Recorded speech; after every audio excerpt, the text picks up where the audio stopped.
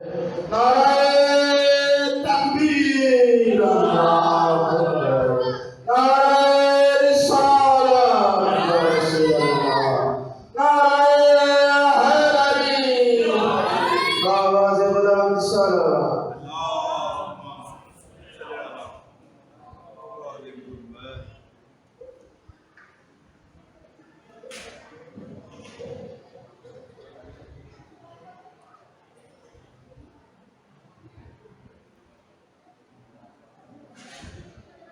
أعوذ بالله من الشيطان اللعين الرجيم.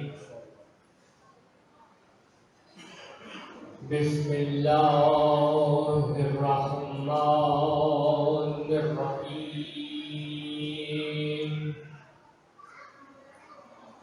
الحمد لله الذي جعل الحمد مفتاح لذكره وخلق الأشياء ناطقة بحمده وشكره. الصلاة والسلام على نبيه محمد المصطفى اسمه من اسمه المحمود، وعلى المطهرين للمكارم والجود. الحمد لله الذي هدانا لهذا وما كنا لنهتدي لولا أن هدانا الله. أما بعد فقد قال الله تبارك وتعالى في كتابه المحكم وخطابه المتقن وقوله أحسن. بسم الله الرحمن الرحيم. قالت الأعراب آمنا قل لم تؤمنوا ولكن قولوا أسلمنا ولما يدخل الإيمان في قلوبكم. صلوات.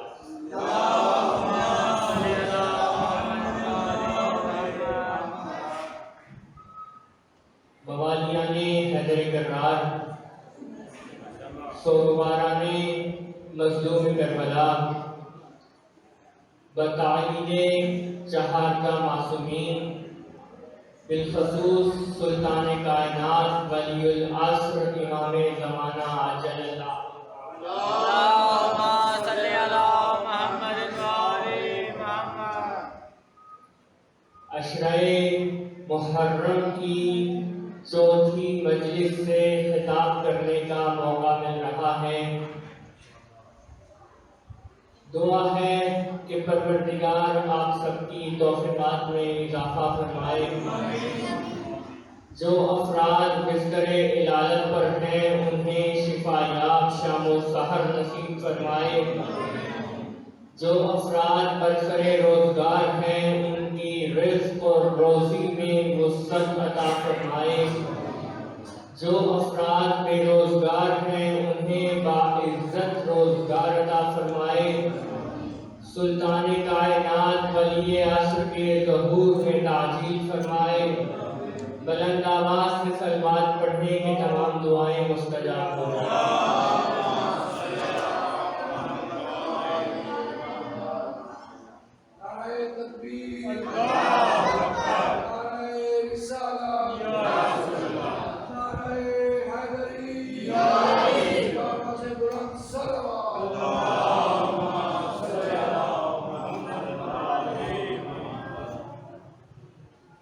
یہ عرب کے بدو کہتے ہیں کہ ہم ایمان لے آئے.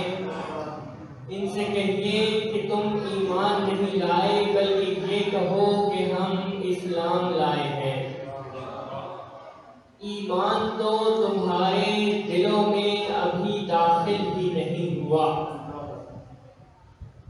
عزیزان گرامی، درجات ایمان میں سے ایمان، تقوی، یقین اور احسان تک گفتگو ہو چکی، علم اور عقل پر بات ہو چکی، اور جس افق پر بات پہنچ چکی ہے وہ ہے احسان، جو کہ درجات ایمان میں سے ہے کہ اللہ نے ایمان، تقوی اور یقین کے بعد فرمایا کہ ہم تمہیں رحمت کے 2 حصے دیں گے اور نور دیں گے کہ جس کی روشنی میں تم چلو، اور اس کے بعد ہم تمہیں بخش دیں گے۔ یہ رحمت کے 2 حصے ملنا، یہ نور صراط مستقیم ملنا اور یہ بخش دیا جانا احسان الہی ہے۔ اور عزیزان گرامی، یہیں سے گفتگو کا آغاز ہو رہا ہے کہ اللہ نے قرآن مجید میں فرمایا کہ اے میرے حبیب، یاد کرو آدم کی باتیں، یاد کرو نوح کی باتیں، یاد کرو عیسیٰ اور موسیٰ کی باتیں۔ ہم پوچھتے ہیں پروردگار کے یاد کیوں کروا رہا ہے؟ یہ ان کا ذکر یوں کیوں فرما رہا ہے کہ اے میرے حبیب یاد کرو آدم و عیسیٰ و موسیٰ کی باتیں؟ تو آواز آئے گی کہ میں نے ان کا ذکر کیا، میں نے ان کا ذکر یاد کروایا کیونکہ انہوں نے ملت پر احسان کیا، انہوں نے ہمارے بندوں پر احسان کیا، اور ہم احسان کرنے والوں سے محبت کرتے ہیں، ہم احسان کرنے والوں کو جزا دیتے ہیں۔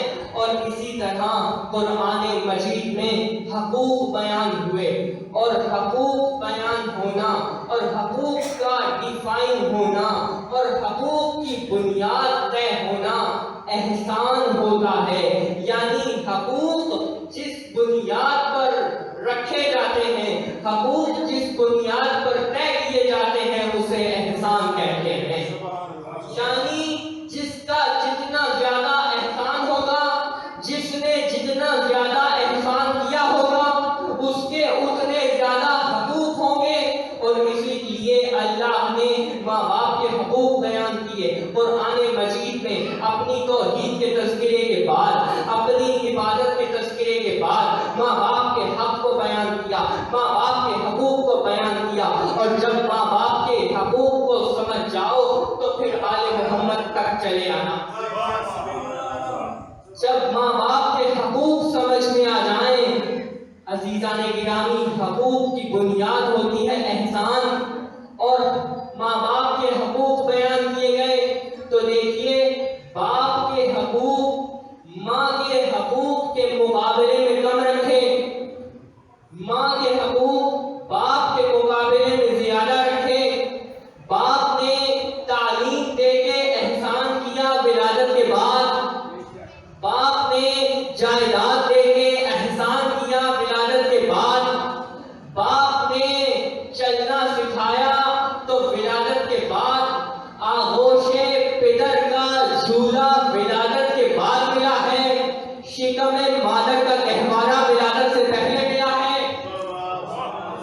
اسی لیے احسانات کی بنیاد پر جب حقوق رکھے گئے تو حقوق جو رکھے گئے تو اس میں ماں باپ کے حق کو، اس میں ماں کے حق کو زیادہ رکھا، باپ کے حق کو کم رکھا۔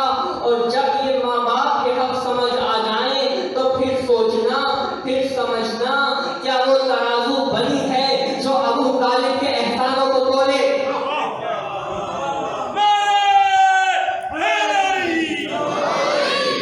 کیا وہ ترازو بنی ہے جو ابو طالب کے احسانات کو تولے؟ کیا وہ مشین بنی ہے جو ابو طالب کے احسانات کو کاؤنٹ کرے؟ کیونکہ جھوٹی سچی روایتیں لکھنا اور ہے کہ فلاں نے نبی کے ساتھ یہ کیا، فلاں نے نبی کے ساتھ وہ کیا، جس نے جو کیا اعلان نبوت کے بعد کیا۔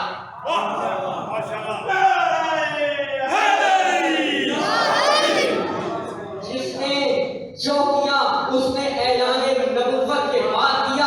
ابو طالب کی شخصیت وہ شخصیت ہے جس نے اعلان نبوت سے پہلے بھی احسان کیے،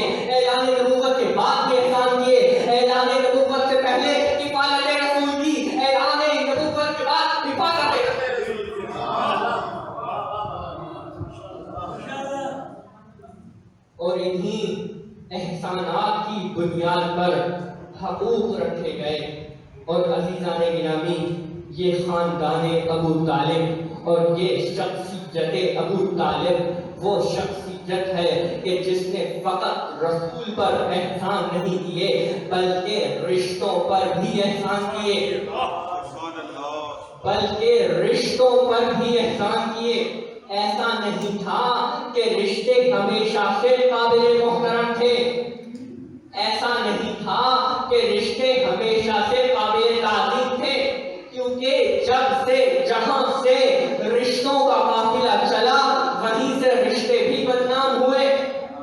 جیسے شہر بدنام ہوئے، جیسے نام بدنام ہوئے، اہل کوفہ نے اہل بیت سے غداری کی، شہر کوفہ بدنام، یزید مولا حسین کے مقابل آیا، نام یزید بدنام۔ جیسے شہر بدنام ہوئے، جیسے نام بدنام ہوئے، ایسے رشتے بھی بدنام ہوئے۔ ایسا نہیں تھا کہ ہمیشہ سے رشتوں کی رگوں میں کوٹ کوٹ کے محبتیں بھر دی گئی ہو، ایسا ہرگز نہیں تھا کہ رشتے ہمیشہ سے قابل تعظیم ہو۔ جب سے جہاں سے رشتوں کا قافلہ چلا وہیں سے رشتے بھی بدنام ہوئے۔ قابیل نے حابیل کو مار ڈالا، بھائی کا رشتہ بدنام۔ قابیل نے حابیل کو مار ڈالا، بھائی کا رشتہ بدنام۔ زوجہ نوح نے شوہر کو ستایا، زوجیت کا رشتہ بدنام۔ قابیل نے حابیل کو مارا، بھائی کا رشتہ بدنام ہوا۔ زوجہ نوح نے شوہر کو ستایا، زوجیت کا رشتہ بدنام ہوا۔ آزر نے جناب ابراہیم کو ستایا، چچا کا رشتہ بدنام ہوا۔ گلیوں میں رشتے شرمائے بیٹھے تھے کہ ابو طالب نے سر پر ہاتھ رکھ دیا۔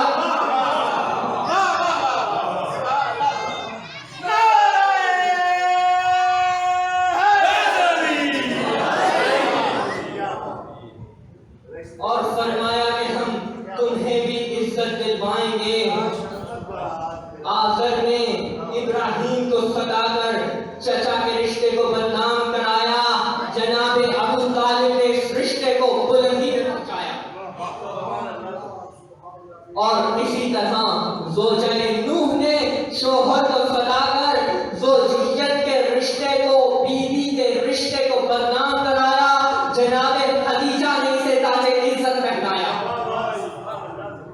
اور عزیزان گرامی، قابیل نے حابیل کو مار کر بھائی کے رشتے کو بدنام کرایا تو جناب عباس نے اسے بلندی پہ پہنچایا۔ یہ ہیں احسانات ابو طالب، یہ ہیں ابو طالب کے احسان۔ اور اس مقام پر میں ایک سوال کرنا چاہتا ہوں، اور وہ سوال ہرگز یہ نہیں ہے کہ یہ بتاؤ کہ ابو طالب ایمان لائے یا نہیں لائے، بلکہ صرف اتنا بتا دو احسانات ابو طالب کو دیکھ کر کہ ابو طالب کا ایمان کس درجے پر تھا۔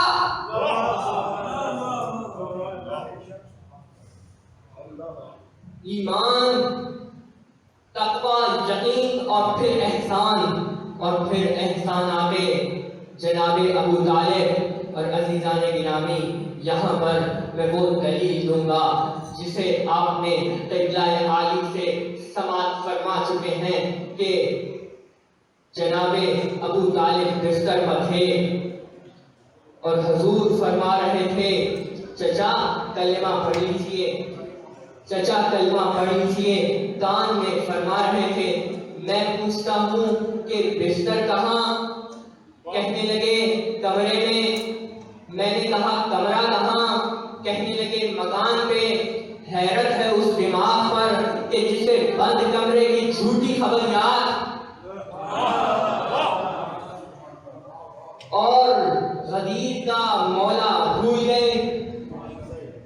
اور اسی لیے عزیزان گرامی، سب سے بڑی خبر کو بھلا دیا گیا، سب سے بڑے اعلان کو بھلا دیا گیا، سب سے بڑی خبر کو۔ اسی لیے صفین میں جب علی علیہ السلام کے مقابل ایک شخص آیا، منہ میں کچھ پڑھ رہا تھا، علی علیہ السلام نے پوچھا کیا پڑھ رہا ہے؟ کہنے لگا سورہ نبا پڑھ رہا ہوں۔ علی علیہ السلام نے فرمایا کہ سورہ نبا میں کس کا ذکر ہے، سورہ نبا میں کیسا ذکر ہے. کہنے لگا اما یتساءلون عن النبأ العظیم، یہ تم سے نبأ العظیم کے بارے میں پوچھتے ہیں، یہ تم سے سب سے بڑی خبر کے بارے میں دریافت کرتے ہیں، یہ تم سے نبأ العظیم کے بارے میں دریافت کرتے ہیں. مولا مسکرائے، فرمایا کیا تجھے خود بھی خبر ہے کہ سب سے بڑی خبر کیا ہے؟ کہنے لگا یا علی نہیں معلوم. 2 قدم آگے بڑھے اور سینے پہ ہاتھ رکھ کے فرمایا علی النبأ العظیم، میں ہوں سب سے بڑی خبر. اور جناب عزیزان گرامی، ایک وہ ہے کہ جو کشتی بن رہی ہے اور کہہ رہی ہے ان کی باتوں میں نہ آنا، یعنی رہے تبلیغ رسالت میں کانٹے بچھا رہی ہے. ایک وہ ہے جو رہے تبلیغ رسالت میں زیور اٹھا رہی ہے، اور قرآن کی آیت آ رہی ہے کہ ہم نے تمہیں مفلس دیکھا تو غنی کر دیا. رسول خدا پر 2 اعتراض ہوتے تھے. ایک اعتراض کہ یہ مال سے محروم ہے، دوسرا یہ آل سے محروم ہے. اللہ نے 2 آیتیں بھیجی کہ ہم نے تمہیں مفلس دیکھا تو ہم نے تمہیں غنی کر دیا، اور انہیں آل سے محروم نہ کہنا. انا اعطیناک الکوثر. اور یہ دیکھیے کہ جب مال سے محروم کہا تو فرمایا کہ ہم نے تمہیں غنی کر دیا، جب آل سے محروم کہا تب بھی آیت آ گئی. لیکن اس کو کیا کیجیے کہ مال کا ذریعہ بھی خدیجہ بنی، آل کا ذریعہ بھی خدیجہ بنی.